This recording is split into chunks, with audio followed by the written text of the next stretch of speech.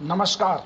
Electro के इस विशेष episode कार्यक्रम में क्लास नंबर 184 पर मैं बस्ती से डॉक्टर श्रीवास्तव अपने सभी सुनने वाले साथियों का रात 10 बजे स्वागत करता हूं। हालांकि मैं आज भी आपके क्लास लेने की स्थिति में नहीं था, लेकिन आप सबके फ़ोन कॉल्स और आप सबकी पोस्ट ने मुझे अपने व्यस्तम समय से आपके बीच आने के लिए बाध्य किया। और ये सच मानिए कि आपके बीच आने के लिए मैं तड़पता रहता हूँ, लेकिन कोई मेरी निजी व्यस्तता हो जाती है तो मैं आपसे दूर होता हूँ।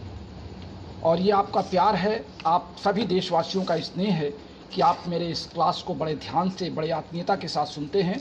और मुझे खुशी तब होती है जब हमारे इलेक्ट्रोहोपैथी क्षेत्र से अलग हमारे आज दिन में 3 साथियों ने विभिन्न क्षेत्रों से फ़ोन किया और उनका हम लोग इलेक्ट्रोहोपैथी कुछ नहीं जानते हैं, इलेक्ट्रोहोपैथी के बारे में आपका लेक्चर सुनते हैं तो मुझे लगता है कि इस पैथी को जानना चाहिए, समझना चाहिए, और वो लोग किताब की भी डिमांड किए हैं।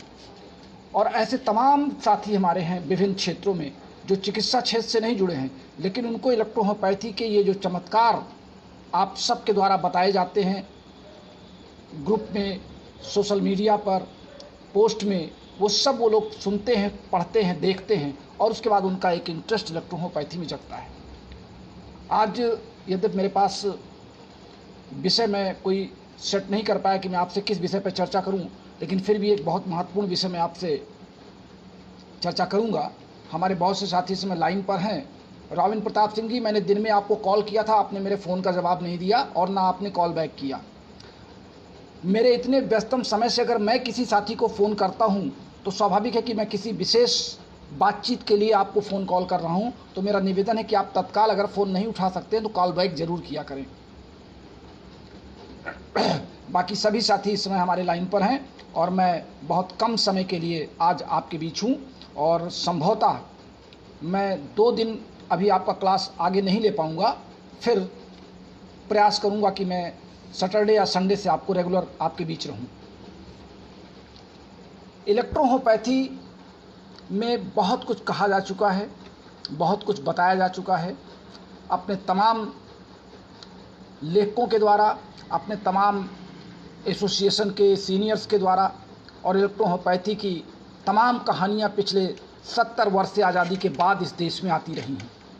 आज़ादी के पहले भी ये बात रही है, लेकिन उन 70 सालों में इलेक्ट्रोहोपैथी में प्रैक्टिस करने में या तो दूसरी चिकित्सा पद्धतियों की नकल के लोग आए और या तो फिर वो इलेक्ट्रोहोपैथी छोड़ करके दूसरी चिकित्सा पद्धतियों में चले गए, क्योंकि इलेक्ट्रोहोपैथी चिकित्सा को एक स्थायित्व तो नहीं मिला, एक स्थायी सिद्धांत नहीं मिला, एक परमानेंट थियरी नहीं मिली, एक परमानेंट बेस नहीं मिला।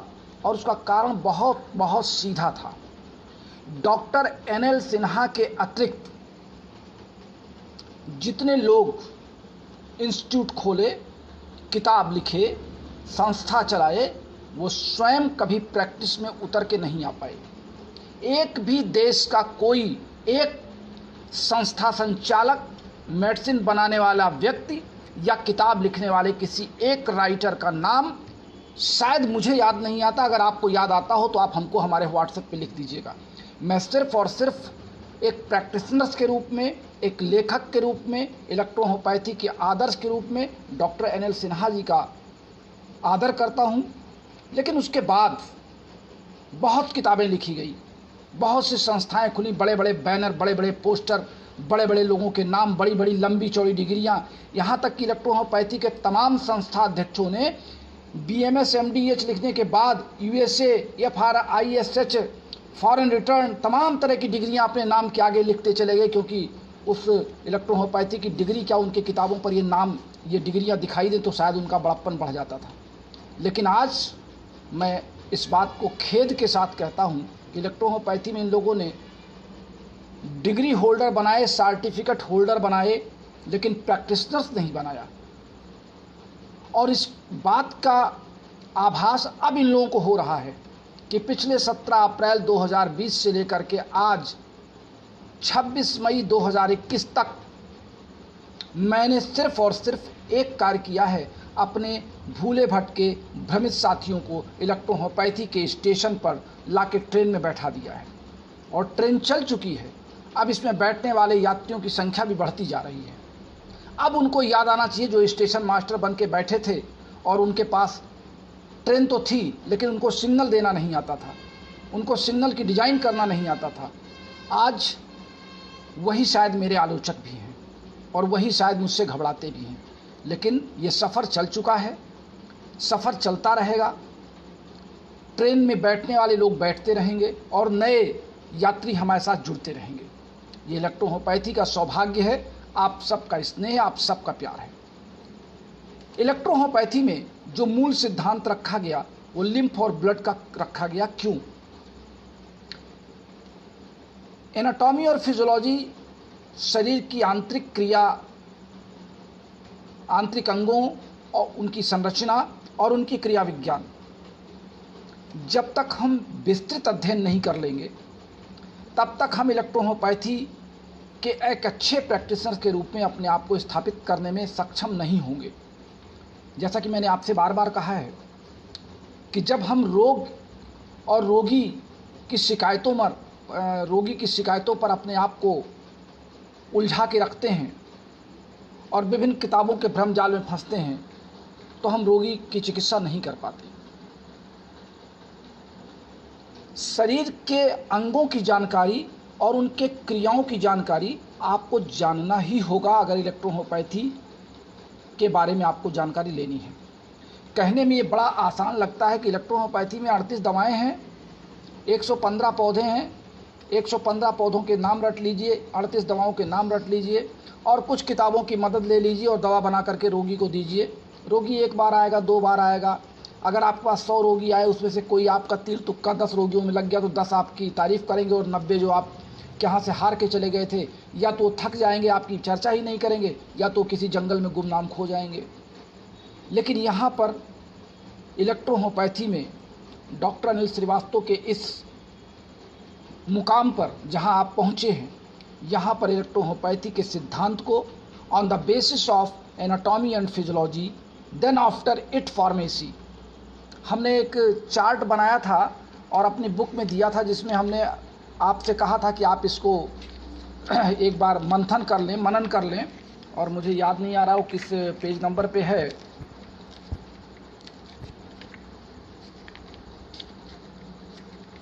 मैं अभी आपको मेरे बुक में ही शायद उसको रखा गया था।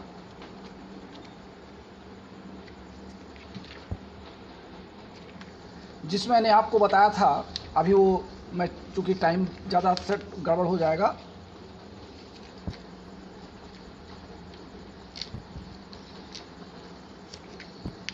जिसमें हमने आपको कहा था कि पहले आप लॉ ऑफ डिजीज़ जान लीजिए, फिर लॉ ऑफ मेडिसिन जान लीजिए, लॉ ऑफ फार्मेसी जान लीजिए और फिर आप रोगी की दवा कर सकते हैं।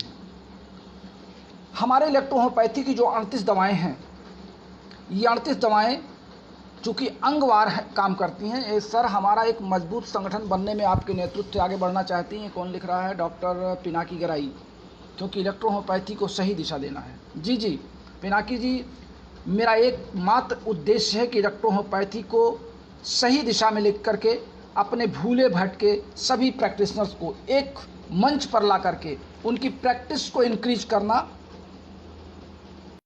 उन बीच में एक फ़ोन आ गया था और मैं आपसे डिस्टर्ब हो गया,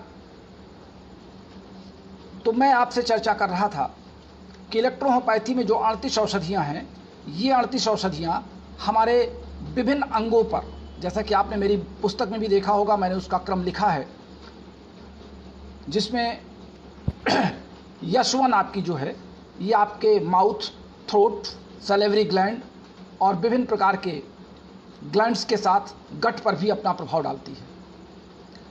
यश2 यश1 के उन तमाम कार्यों को एक कॉम्प्लीमेंट के रूप में कंप्लीट करती है। जहां पर यश1 का काम कम दिखाई पड़ता है या यश1 का काम रुक जाता है, वहां पर यश2 का यूज करते हैं। और ये विशेष करके स्मॉल इंटेस्टाइन में, एसेसरी ग्लैंड में, गॉल ब्लैडर में, यूरेथ्रा में, किडनी पर, इन अंगों में इसका काम बहुत अच्छा देखा गया है।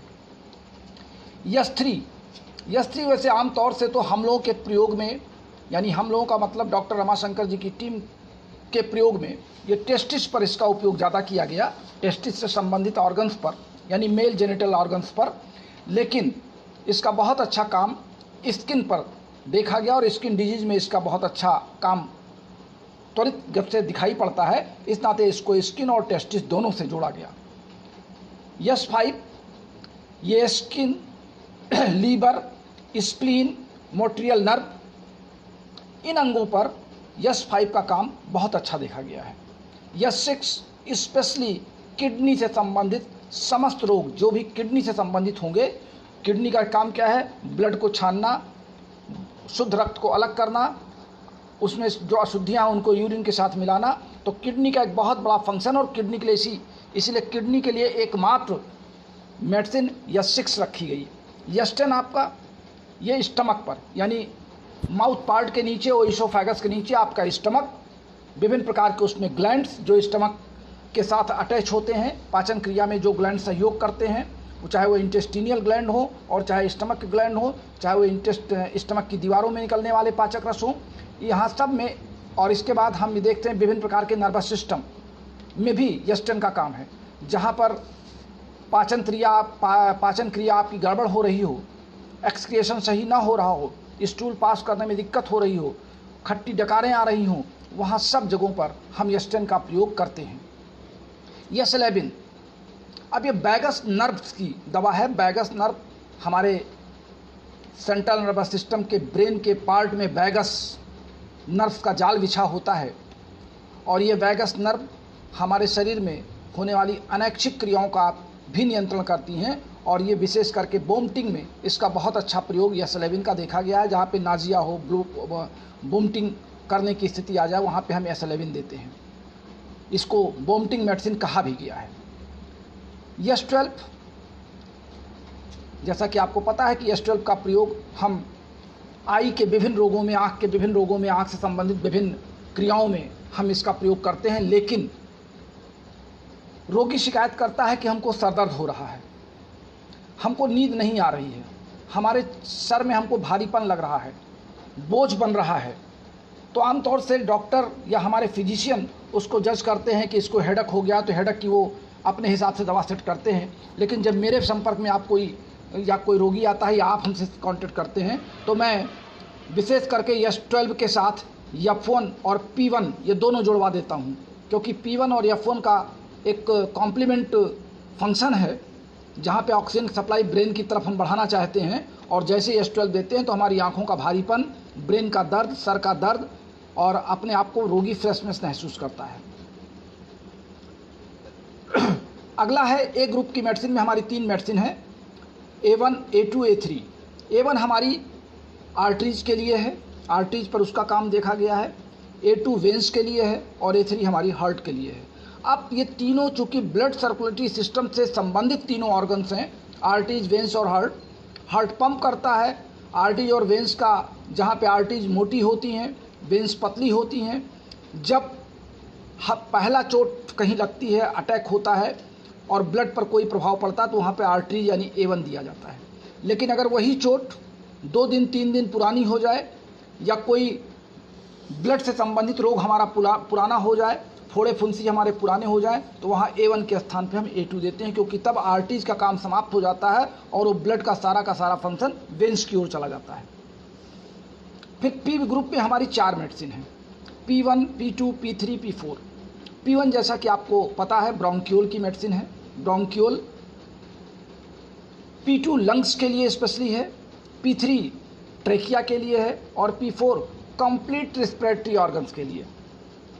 यानी P2 आपका लंग्स, स्पेशली लंग्स के लिए है, जब लंग्स की कार्य क्षमता कम हो रही हो, घट रही हो, बढ़ रही हो। कोरोना वायरस में भी हमने P2 का प्रयोग कहीं कहीं करवाया है।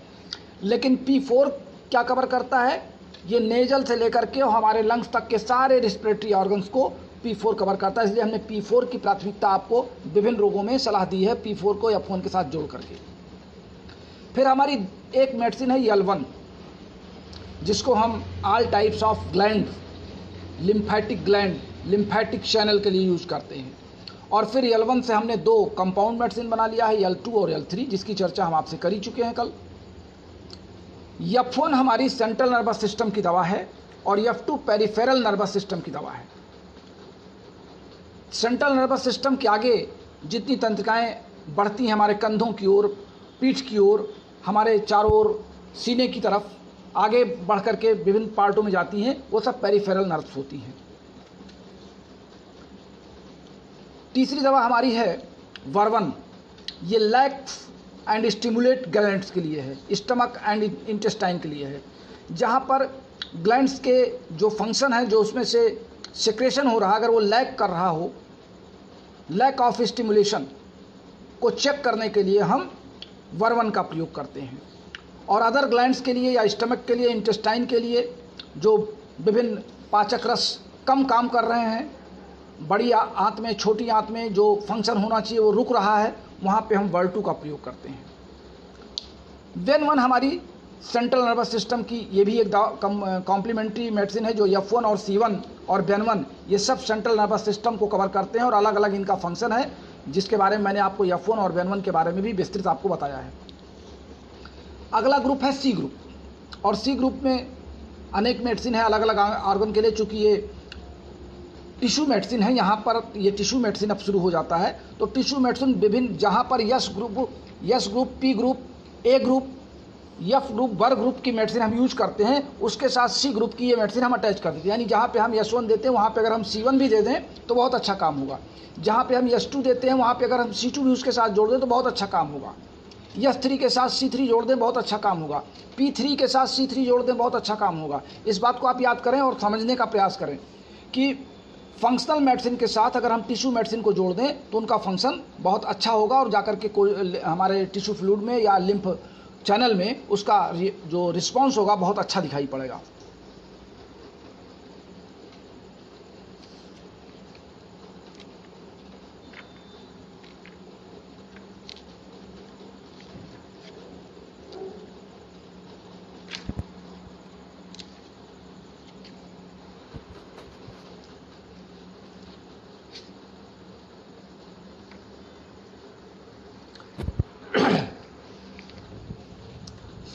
हमारे एक साथी ने हमारी मदद की, मिस्टर हृदय शर्मा जी ने। इन्होंने कहा कि 341 पेज पर आपका वो चार्ट बना हुआ है, जहाँ पे law of disease, law of medical, law of pharmacy, law of chemistry और फिर लॉ ऑफ मेडिसिन गिवन, ये हमने इस चार्ट के ऊपर बना रखा है। ये जो चार्ट है इसके ऊपर ये लिखा हुआ है, आप इसको देख सकते हैं। ये किसी रोगी के रोग से लड़ने का फार्मूला है। P1 आपका प्यूटेटरी ग्लैंड, जिसे हम मास्टर ग्लैंड कहते हैं, और गाल ब्लेडर, यानी C1 का काम प्यूटेटरी ग्लैंड, गाल ब्लेडर, यूटेरस। आमतौर से C1 को हम फीमेल मेडिसिन कहते हैं, और फीमेल के हर रोग में C1 को कंपलसरी देने की बात मैंने हमेशा किया है।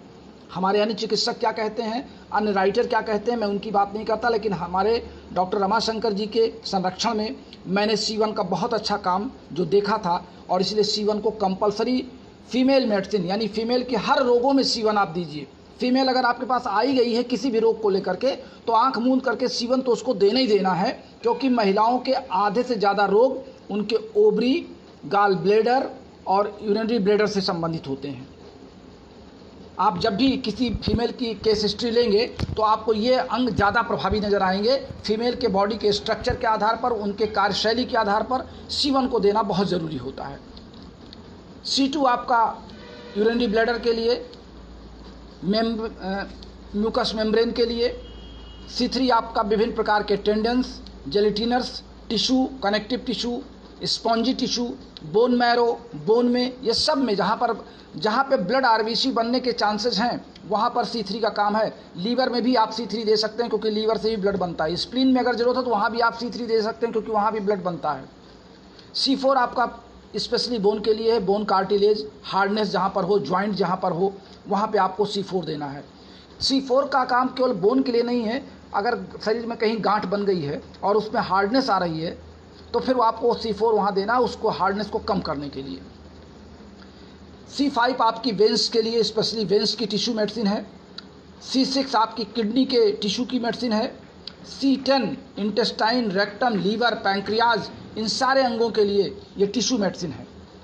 C13 म्यूकस मेम्ब्रेन के लिए है, और बॉडी में म्यूकस मेम्ब्रेन आपके माउथ ऑर्गन से लेकर के एलिमेंट्री कैनाल तक, आपके लंग्स में, नेजल चैम्बर में, हर जगह म्यूकस मेम्ब्रेन है। तो जहाँ पे म्यूकस मेम्ब्रेन से हमको लड़ना है, म्यूकस मेम्ब्रेन से संबंधित दवा का चयन करना, वहाँ पे हमको C13 देना है। इसीलिए जब खांसी आती है तो खांसी में हम कहते हैं इसमें P4 + C13 दे दीजिए, या P3 या C13 दे दीजिए। गले में अगर खराश है तो हम कहते हैं P3 और C13 दे दीजिए। C15 ये स्टमक, कंप्लीट स्टमक की दवा है। तो जब गैस्ट्रिक का पेशेंट होता है, गैस की प्रॉब्लम होती है, तो हम कहते हैं S1, A3 और C15 आप मिला दीजिए। फिर से नोट सुन लें, S1, A3, C15 आप जब देंगे तो गैस की प्रॉब्लम अपने आप समाप्त होगी, गैस पास होगी, गैस का ट्रबल नहीं रहेगा। ये लेकिन भोजन के बाद आपको यूज करना है। C17 ये यूरेथ्रा की मेडिसिन है। पेशाब में अगर रुक रुक के पेशाब हो रही है, पेशाब होने में दिक्कत आ रही है, पेशाब में जलन हो रही है, चिंचिनाहट हो रही है, पेशाब की मात्रा कम निकल रही है, तो यूरिनरी ब्लैडर और यूरेथ्रा से कंप्लीट मेडिसिन को C17 के लिए जाना जाता है। ये हमारी सभी मेडिसिन थी जिनके बारे में मैंने आपसे चर्चा किया, और ये मुख्य आपकी मेडिसिन थी। C group, F group, P group, L1। और कंपाउंड मेडिसिन तो आप में से हर डॉक्टर कंपाउंड मेडिसिन ही रोज़ बनाता है। रोगी को देने वाला हर फार्मूला ही कंपाउंड मेडिसिन होता है। अभी आज उड़ीसा से हमारे एक साथी फ़ोन कर रहे थे, BR देवांगन थे और एक मंडल जी थे। उन्होंने भी कहा कि सर, जो फार्मूले आप बताते हैं हम लोग अपेक्षा करते हैं कि इस फार्मूले से 15 दिन में रोगी ठीक होगा, मगर रोगी हम लोगों का 5 दिन में ही ठीक हो जाता है, 7 दिन में ही ठीक हो जाता है, और रोगी हम लोगों की तारीफ़ करते हुए आता है। तो मैंने उनको सिर्फ इतना कहा है कि इसको बहुत अति उत्साह में मत लीजिएगा। कभी कभी दवाएं जल्दी काम कर जाती हैं लेकिन बाद में फिर वो रोग लौट के आते हैं। इस नाते दवा बंद नहीं करनी है। रोग ठीक होने के बाद भी कम से कम 15 से 20 दिन तक रोगी को वो दवा दी जानी चाहिए। इलेक्ट्रिसिटी का प्रयोग कम से कम करिए। कोशिश कीजिए कि ज़रा देखिए इलेक्ट्रिसिटी को न देने से क्या आपका रोगी आपसे को बेटर बताता है, क्योंकि इलेक्ट्रिसिटी को काम तुरंत कराने के लिए दिया तो जाता है, लेकिन इलेक्ट्रिसिटी अगर हम बंद करके दें तो एक स्थायित्व मेडिसिन का काम हमको दिखाई पड़ता है। तो आज के लिए बस इतना ही, क्योंकि आपसे मिलने का मेरा समय फिक्स था और आप सब ने मांग की थी कि आप चाहे 5 मिनट के लिए ही आया करिए, लेकिन प्रतिदिन आया करिए। मैं प्रयास वास्तव में करता हूं कि मैं आपके बीच आऊं, लेकिन कोशिश करने के बाद भी कुछ ऐसी मजबूरियां हो जाती हैं कि नहीं आ पाता हूं। और आज भी अभी लगभग 9 किताबें मैंने पैक कराई। हमारे 9 साथियों ने हमारी हैंडबुक ऑफ मेडिसिन। लोग सोचते होंगे कि मेरी किताबें जा नहीं रही हैं। देखिए, एक किताब ये पैक है, ये किताबें पैक हैं। अभी मैं यही किताबें पैक करवा रहा था। हमारे कई साथियों की डिमांड आई है और भी बहुत किताबें पैक हो रही हैं। 4 किताबें पैक हो गई हैं और ये 5 किताबें पैक होना बाकी हैं। तो आज लगभग 9 किताबें हमारी और जा रही हैं। तो किताबें तो प्रतिदिन जा रही हैं। आपकी डिमांड किताबों की बढ़ती जा रही है। मुझे लगता है कि हैंडबुक ऑफ इलेक्ट्रोहोम्योपैथी को मुझे फिर प्रेस से और निकलवाना पड़ेगा, लेकिन अभी मेरे पास किताबें हैं। जब तक वो समाप्त नहीं होंगी तब तक अभी आपकी सेवा में करता रहूँगा। और किताबों को भेजना, पोस्ट ऑफिस तक जाना जितना कठिन काम है, उतना कठिन काम इन किताबों को पैक करना भी है। क्योंकि मैं इस तरह की पैकिंग करवाता हूँ, या कभी मैं स्वयं करता हूँ, कि आपके पास सुरक्षित ये पहुँच जाए। क्योंकि पोस्ट ऑफिस में किताबें इधर से उधर फेंकी जाती हैं, रेलवे में फेंकी जाती हैं, तो किताबें फटने ना पाएँ, आपके पास सुरक्षित पहुँचें, मेरा यही प्रयास रहता है। हम खेद व्यक्त करेंगे कि कुछ साथियों की किताबें विलम्ब से मिल रही हैं, चूँकि पोस्ट ऑफिस की जो प्रणाली है, मैं उसमें मेरा कोई योगदान नहीं है। कभी कभी बिहार और झारखंड में किताबें बहुत देर से जा रही हैं, पंजाब हरियाणा में तो बहुत जल्दी पहुंच जा रही हैं, दिल्ली में भी बहुत जल्दी पहुंच जा रही हैं। लेकिन फिर भी हमारा प्रयास है कि आप तक किताबें सुरक्षित पहुंचें। तो बस चलते चलाते हमारा फ़ोन नंबर नोट कीजिए। हमारा कॉलिंग नंबर और व्हाट्सएप नंबर केवल एक ही है, 9793252355। हमारे अन्य जो व्हाट्सएप चलते हैं, कृपया आप उस पर कोई मैसेज न दिया करें, क्योंकि मैं सिर्फ 9793252355 का यूज ही आप सभी चिकित्सक साथियों के लिए करता हूं। इसलिए मेरा निवेदन है कि आप इसी नंबर पर हमसे अपने व्हाट्सएप के मैसेज भी डालें, अपने जो आप पेमेंट करते हैं उसकी स्क्रीनशॉट भी इसी नंबर पर डालें, अपना पता भी इसी पर डालें और अपनी समस्याएं भी इसी पर लिखें। क्योंकि ये फ़ोन मैं लगातार खोलता हूं व्हाट्सएप, अन्य नंबरों को कभी खोला कभी नहीं खोला, कभी 2 दिन बाद खोला तो आप सोचते हैं डॉक्टर साहब को अहंकार हो गया, ये बहुत बड़े हो गए, हमारी बात का जवाब नहीं दे रहे हैं। दरअसल लगातार 2 फ़ोन 3 फ़ोन एक साथ ऑपरेट करना ये भी एक समस्या है, सभी नंबर को खोलना ये भी एक समस्या है। इस नाते आपके लिए केवल एक नंबर सेव है हमारा 97 93 25 23 55। आप उसी का प्रयोग करें, आपकी सारी समस्याओं का हल उसी फ़ोन पर आपको दे दिया जाएगा। तो चलते चलाते अब आप सबको एक बार बुद्ध पूर्णिमा की बहुत बहुत शुभकामनाएं। आज चंद्र ग्रहण भी था पूरे देश में, और इधर हमारे उड़ीसा के तमाम साथियों ने हमसे फ़ोन कॉल करके कहा, व्हाट्सएप पे मैसेज लिखा कि सर हम लोग तूफ़ान से के मौसम से फंसे हुए हैं और आपसे हो सकता है 3-4 दिन हम लोग संपर्क ना कर सकें। तो मैं उन सभी उड़ीसा, असम और बिहार और इधर झारखंड, सिक्किम, आप सब लोग जहाँ भी हैं सुरक्षित रहें। मैं ईश्वर से कामना करता हूँ कि हमारे सभी साथी सुरक्षित रहें, स्वस्थ रहें, वेल अप टू डेट रहें, और इस तूफ़ान के बाद हमारी उनसे फिर मुलाकात हो। तब तक के लिए आप सबका नमस्कार, शुभ रात्रि।